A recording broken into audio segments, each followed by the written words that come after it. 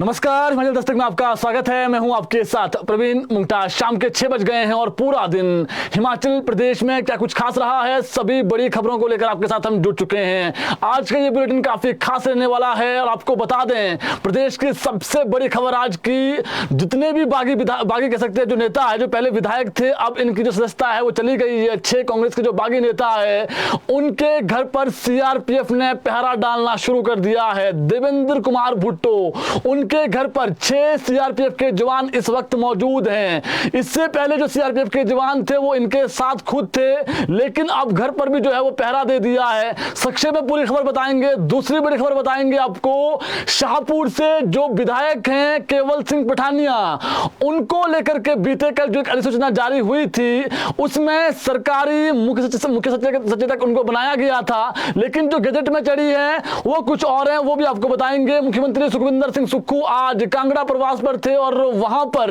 उन्होंने करोड़ों की जो सौगात है वो कांगड़ा जिला को दी है। क्या कितनी सौगात दी है वो आपको बताएंगे।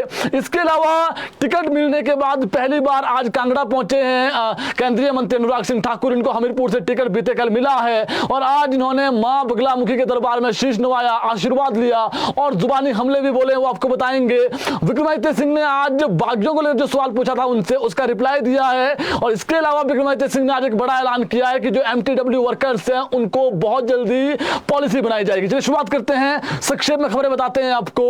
केवल सिंह पठानिया मुख्य सचेतक नहीं होंगे, जब अब ये जो है वो डिप्टी चीफ व्हिप होंगे। हालांकि बीते कल जो सरकारी की तरफ से जो आदेश आए थे उसमें इनको सरकारी मुख्य सचेतक वाली जो अधिसूचना है वो जारी हुई थी, यानी चीफ व्हिप जो है वो ये बनाए गए थे। लेकिन आज जो गजट में सूचना जो है वो चढ़ाई गई है उसमें इनका जो पद है वो डिप्टी चीफ व्हिप का है, यानी जो शाहपुर से विधायक हैं और अब देखिए विधायक तो नहीं है, अब तो ये पिछले कल चीफ व्हिप बन गए थे, लेकिन जो आज गजट में सूचना चढ़ी है तो उस अनुसार ये डिप्टी चीफ व्हिप होंगे। यानी अब जो चीफ व्हिप है और प्रदेश को जो चीफ व्हिप है वो नया होगा, यानी नया चीफ व्हिप प्रदेश को मिलेगा। तो ये एक बहुत महत्वपूर्ण सूचना थी। हालांकि आज जो खबरें लगी सोशल मीडिया पर, अलग अलग जगहों पर खबरें लगी है, उसमें ये चीफ व्हिप बनाए गए हैं और इसमें जो शब्द यूज किया गया था सरकार की तरफ से वो था सरकारी मुख्य सचेतक, लेकिन ये सरकारी मुख्य सचेतक नहीं होंगे,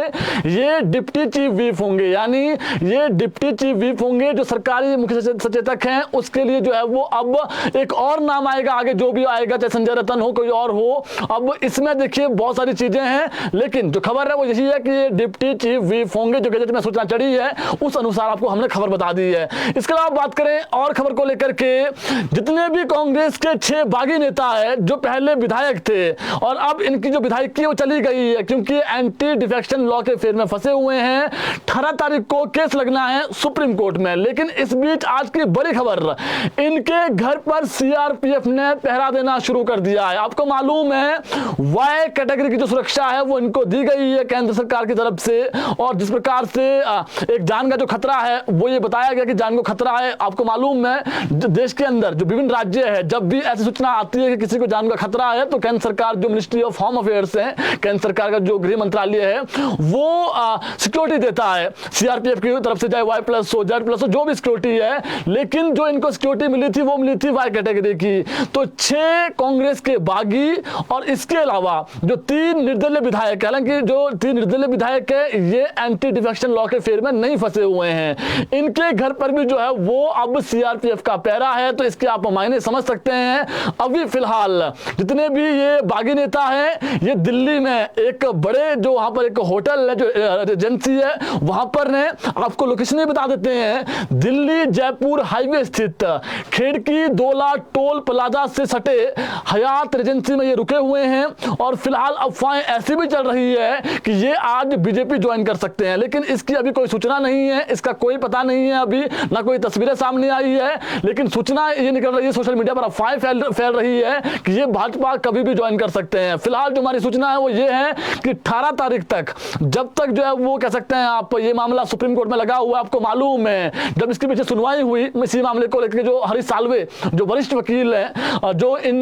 बागियों की तरफ से वहां पर जो है वो कोर्ट में केस लड़ रहे हैं, दूसरे सत्यपाल जैन है, तो उन्होंने सत्यपाल जैन उस दिन जब आए, जब उन्होंने केस लड़ा तो उन्होंने कहा कि जो हमारे वरिष्ठ वरिष्ठ अधिवक्ता है वो नहीं आए हैं और थोड़ा समय आप बढ़ा दीजिए। 18 मार्च का समय दिया गया है और उस दिन हरीश साल्वे भी आएंगे और इसी मामले को लेकर के, और उस दिन बहुत महत्वपूर्ण दिन रहने वाला है। आपको मालूम है जो 6 बागी नेता है, क्या उनका भविष्य होगा और क्या उनको उस दिन राहत मिलती है, स्टे मिलता है? अगर इनको स्टे उस दिन नहीं मिलता है और इनको वापसी जो है वो यहाँ पर, चाहे वो हाईकोर्ट भेजते हैं या फिर हाईकोर्ट कह सकते हैं आप, हाईकोर्ट से फिर जो है वो विधानसभा अध्यक्ष के पास भेजा जाता है, वो अलग चीज है, वो सुप्रीम कोर्ट में मामला चला हुआ है। अगर इनके पक्ष में फैसला नहीं आता है तो प्रदेश में उपचुनाव होंगे और उपचुनाव होंगे तो फिर राज्य सरकार जो है वो पूरा जो तंत्र है सरकार का, वो किसी ना किसी तरीके से आप कह सकते हैं उनका ये लक्ष्य रहेगा कि जीतना है सरकार की। आप कह सकते हैं कांग्रेस की जो लक्ष्य रहेगा वो एक दो सीट जीतना रहेगा। तो फिलहाल अभी जो कांग्रेस दावा कर रही है कि हमारे पास 32 एमएलए तो है ही है और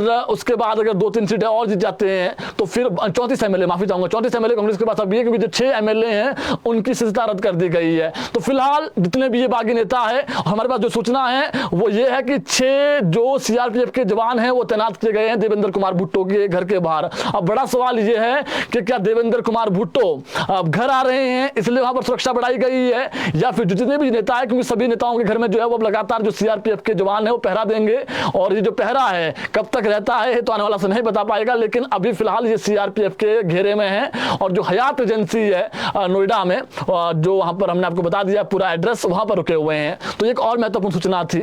और इसके अलावा बात करें एक और खबर को लेकर के, विक्रमादित्य सिंह का आज एक बड़ा बयान सामने आया है और विक्रमादित्य सिंह ने कहा है कि कांग्रेस लोकसभा चुनाव को लेकर पूरी तरीके से तैयार हैं और कांग्रेस वर्किंग कमेटी और कांग्रेस इलेक्शन कमेटी बहुत जल्दी टिकटों पर फैसला लेगी।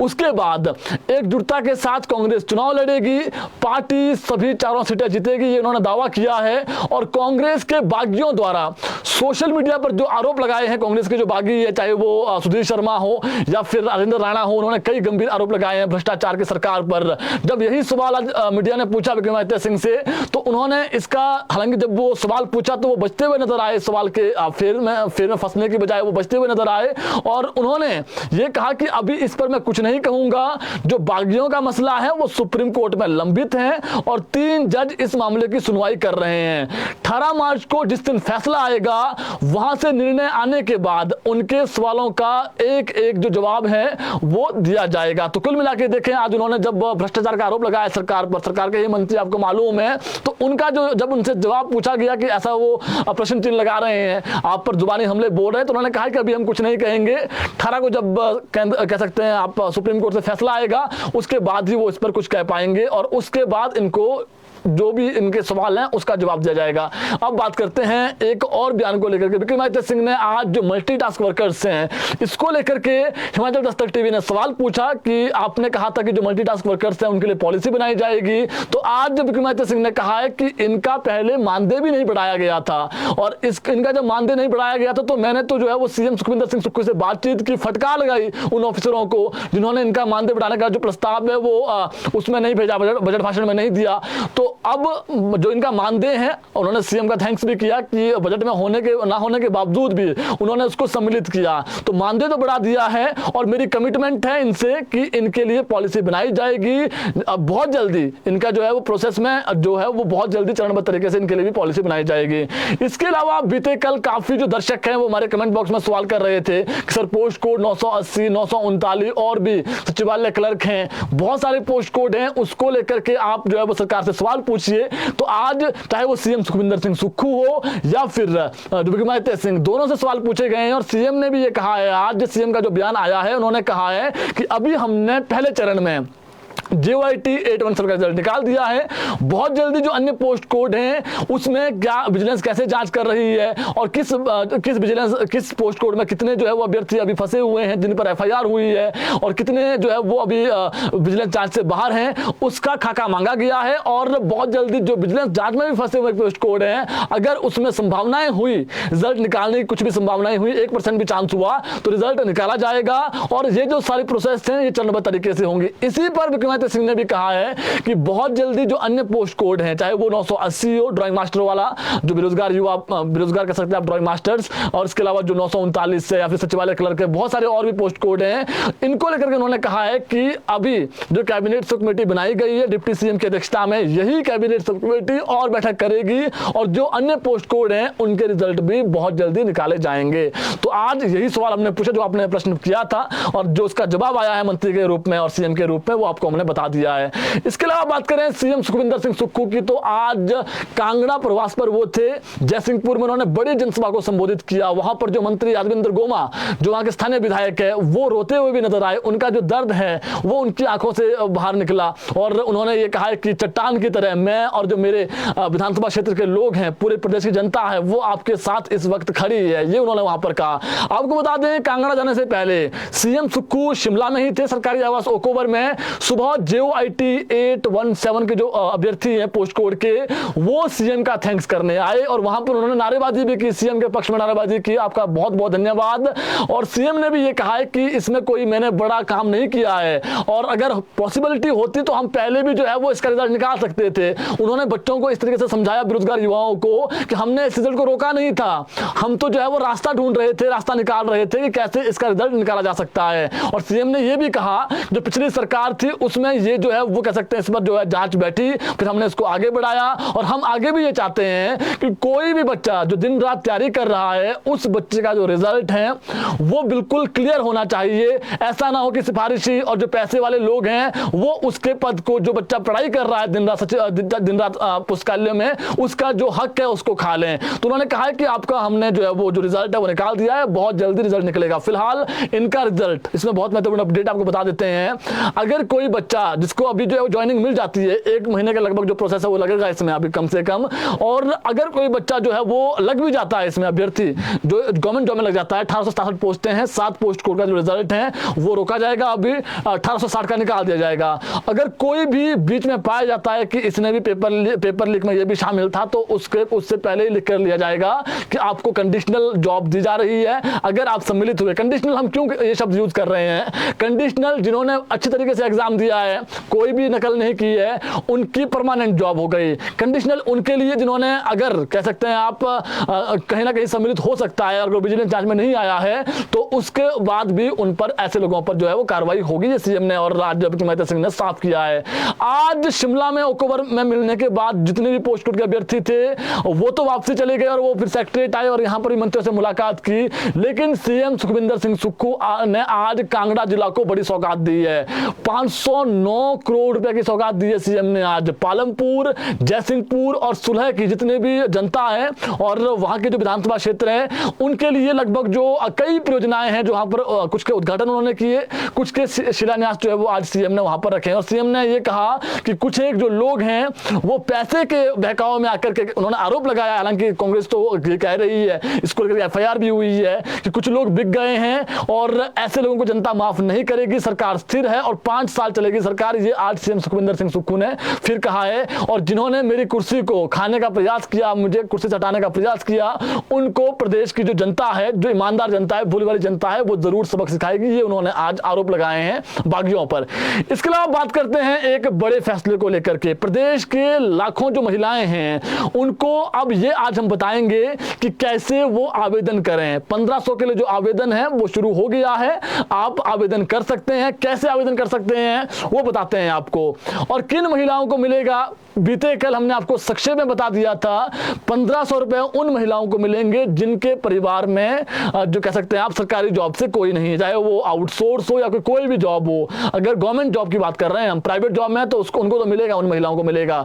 और इसमें इनकम क्राइटेरिया भी है, अगर किसी की इनकम बहुत अधिक है तो उनको नहीं मिलेगा। तो ऑब्वियस सी बात है, जो अभी की सरकार ने अधिसूचना जारी की है उस हिसाब से उन महिलाओं को मिलेंगे 1500 रुपए जो नीडी महिलाएं हैं और जिनको सच में जो है वो 1500 रुपए की जरूरत है।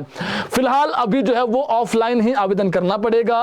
अभी सभी जो महिलाएं हैं जो आपके तहसील वेलफेयर अधिकारी हैं, जो आपके ब्लॉक में बैठते हैं वहां पर आप इस फॉर्म को भर सकते हैं। और आवेदन फॉर्म ऑनलाइन कब से होंगे इसको लेकर के जो है वो सीएम को फाइल भेजी गई है। सीएम की अप्रूवल के बाद ऑनलाइन प्रक्रिया के माध्यम से भी महिलाएं जो है वो फॉर्म भर सकेंगी। यानी अभी आपको ब्लॉक जाना पड़ेगा, ब्लॉक में कहां जाना पड़ेगा वो आपको हमने बता दिया है, लेकिन एक जो फाइल है वो भेजी गई है कि ऑनलाइन भी जो है वो घर बैठे गूगल यूज करके, नेट यूज करके जो है महिलाएं कैसे 1500 रुपए का जो है वो आवेदन कर सकती है। तो इसका जो प्रोसेस है वो भी बनाया जा रहा है, सीएम को फाइल गई है। फिलहाल अभी आप ब्लॉक में जाकर के जो हमने बताया आपको कहां पर जाना है वहां पर आवेदन करें। परिवार में सामाजिक सुरक्षा पेंशन जिसको मिल रही है ये भी बहुत महत्वपूर्ण है। मान लीजिए किसी को, कोई बुजुर्ग महिला है 65 साल 70 साल की, उनको जो है वो 1500 रुपए मिल रहे हैं, और कोई महिला आपके परिवार में और है एक महिला, और ऐसे में जो अगर आपकी इनकम बहुत कम है तो वो जो महिला है अगर उसके पति जॉब नहीं करता हो, पूरे परिवार में कोई जॉब नहीं करता हो, तो वो महिलाएं भी पात्र होगी 1500 रुपए के लिए। ये बहुत महत्वपूर्ण है। काफी अलग अलग चीजें आ रही थी, केवल एक परिवार से एक ही महिलाओं को मिलेगा। फिलहाल जो अभी की हमारे पास अपडेट है वो ये है कि सामाजिक सुरक्षा पेंशन आपको मालूम है 60 साल से ऊपर जितनी भी महिलाएं हैं, पुरुष हैं, उनको मिलती है सामाजिक सुरक्षा पेंशन। लेकिन अगर किसी को मिल भी रही है परिवार में और उस परिवार में जो घर के हालात हैं वो इतने अच्छे नहीं है, कोई भी जॉब में नहीं है, तो उन महिलाएं भी जो है पात्र होगी। इसको लेकर के आपको बाकायदा जो है जब आप ब्लॉक में जाएंगे बता दिया जाएगा, और सरकार जल्द जो है वो संशोधित गाइडलाइन इस बाबत जारी करेगा जो आपको हम बता रहे हैं। क्योंकि इसमें बहुत सारी महिलाएं ऐसी आई कि सर हमारी जो बुजुर्ग दादी है या फिर दादा है उनको तो मिल रही है, लेकिन हमारे परिवार में कोई भी जो है वो गवर्नमेंट जॉब में नहीं है, दो महिलाएं हैं मान लीजिए, और उनके पति घर में ही काम करते हैं, और इतना अधिक ना सेब होता है ना कोई और फसल होती है, तो उसमें जो है वो इसमें फिलहाल अभी गाइडलाइन में थोड़ा सा चेंजिंग हो सकती है। और परिवार की आर्थिक स्थिति को देखते हुए एक से ज्यादा जो महिलाएं हैं, हमने पहले कह दिया है कि जो पहले महिलाओं को मिल रहे हैं 1500 रुपए, उसमें फिर एक और एडजस्ट हो सकती है, यानी किसी और महिला को भी उसका हक मिलेगा। जो गरीब महिला है, केवल जो गरीब महिला है उन्हीं को मिलेगा जी, ऐसा नहीं कि सभी को मिल जाएगा फिर इसमें भी। अब बात करते हैं एक और खबर को लेकर के। इस साल से हमने आपको एक बड़ी खबर बताई थी कि जो मैथमेटिक्स हैं और जो सब्जेक्ट हैं वो शुरू कर दिया है पहले दूसरी कक्षा में अंग्रेजी मीडियम में। आज जो नई अपडेट हमारे पास है, अगले साल से जो सरकारी स्कूल है वहां पर अंग्रेजी मीडियम में पढ़ाई जो है वो सख्ती से लागू होगी। इस साल जो हमारे पास अपडेट है, अंग्रेजी और हिंदी दोनों विकल्प जो है वो पढ़ाई के लिए दिए गए हैं, दोनों में जो है बच्चे पढ़ सकते हैं। फिलहाल जो मैथमेटिक्स है वो इंग्लिश में कर दिया है, और अगले साल से जो बड़ी कक्षाएं हैं तीसरी चौथी उसमें भी अंग्रेजी मीडियम में जो पढ़ाई है वो शुरू करने का सरकार का जो है वो कह सकते हैं आप प्लान है।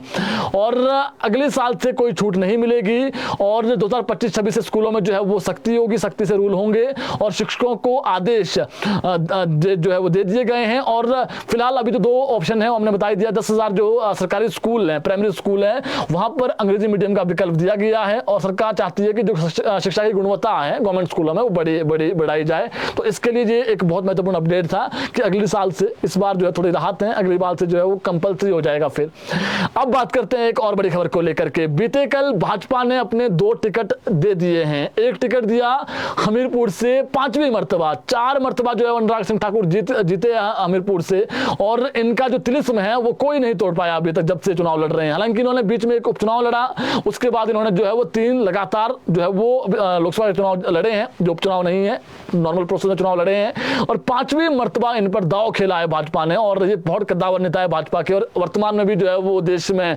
बड़े कह सकते हैं आप स्पोर्ट्स मंत्रालय इनके पास हैं। आज टिकट मिलने के बाद अनुराग सिंह ठाकुर कांगड़ा जिला के जो प्रवास पर थे और मां बगलामुखी के मंदिर में इन्होंने शीश नवाया, और केंद्रीय मंत्री एवं भारतीय जनता पार्टी के हमीरपुर से लोकसभा प्रत्याशी बनाने के बाद इनका आज कांगड़ा प्रवास, दिल्ली से कांगड़ा प्रवास पहला दौरा था इनका, पिछले कल टिकट मिला है।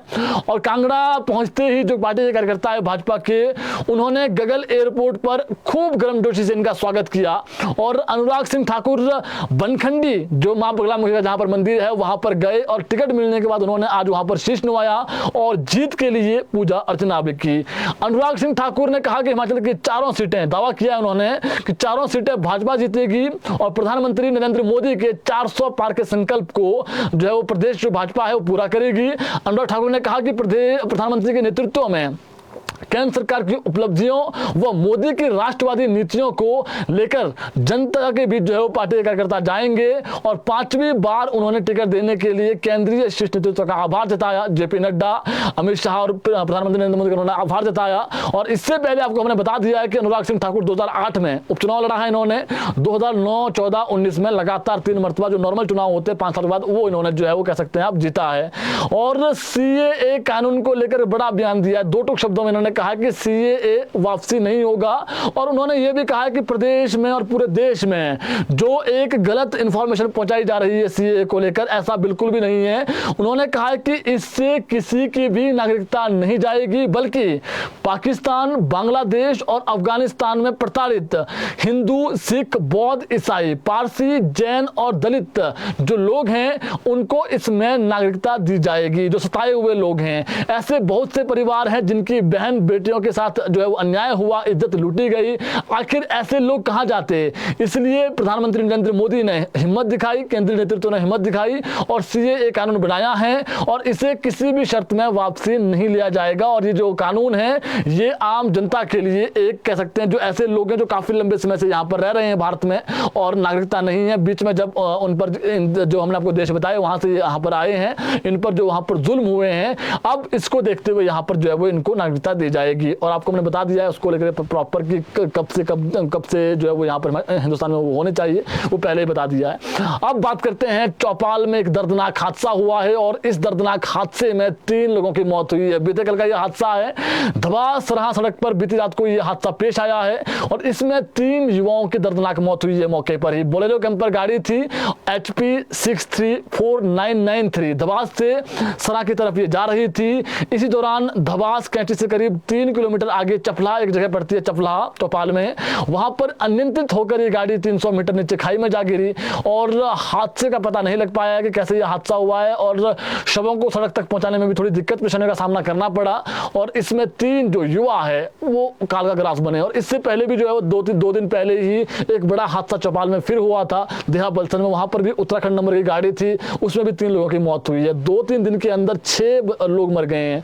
लोगों से अपील है कि जब भी आप ऐसे मार्गों पर जाएं जहां पर आप पहली बार जा रहे हैं और तीखे मोड़ हैं, गाड़ी आराम से चलाएं। और आपके सामने एग्जाम्पल 3 दिन के अंदर 2 हादसे हुए हैं चौपाल के अंदर ही, देहा बलसन चौपाल में ही पड़ता है, तो वहां पर 6 लोगों की मौत हो गई है, बहुत दुखदाई है। तो लोग जो है वो कह सकते हैं, आप इनके नाम बता देते हैं आपको। इसमें जो है वो एक दिनेश झाटा है, ये 31 जो 4 लोग इसमें थे, ये फिलहाल गंभीर रूप से घायल हैं और इनका जो वहां पर चौपाल में ही अस्पताल है वहां पर उपचार चल रहा है। कमलेश ठाकुर 42, देवदत्त शर्मा 35 और राजेश 22, इनकी जो है वो दर्दनाक इसमें मौत हुई है। बात करें मौसम को लेकर के, प्रदेश में मौसम फिलहाल अगले 4-5 दिन साफ रहने वाला है। 20 मार्च तक प्रदेश में जो, हालांकि आज जो है वो कुछ जगहों पर जो ऊंची चोटी वहां पर बर्फबारी हो सकती है और जो मध्यम ऊंचाई वाले क्षेत्र में बारिश हो सकती है, लेकिन कल से प्रदेश में मौसम साफ रहेगा। और यानी कह सकते हैं आप अगले 4-5 दिन मौसम साफ रहने का पूर्वानुमान है, जो मौसम विज्ञान केंद्र की तरफ से प्रदेश के 12 जिलों के लिए मौसम का अपडेट है। तो जो महत्वपूर्ण सूचनाएं थी आप तक हमने पहुंचा दी है। कोई आपका सवाल है कमेंट बॉक्स में कर सकते हैं। जितनी भी सूचनाएं थी इनको आप शेयर जरूर करें इस बुलेटिन को, ताकि और लोगों तक भी जो है वो अपडेट पहुंच सकें। अभी के लिए इतना ही, कल जुड़ेंगे आपके साथ ठीक 6 बजे, नई खबरें लेकर के आएंगे और नई अपडेट आपको देंगे।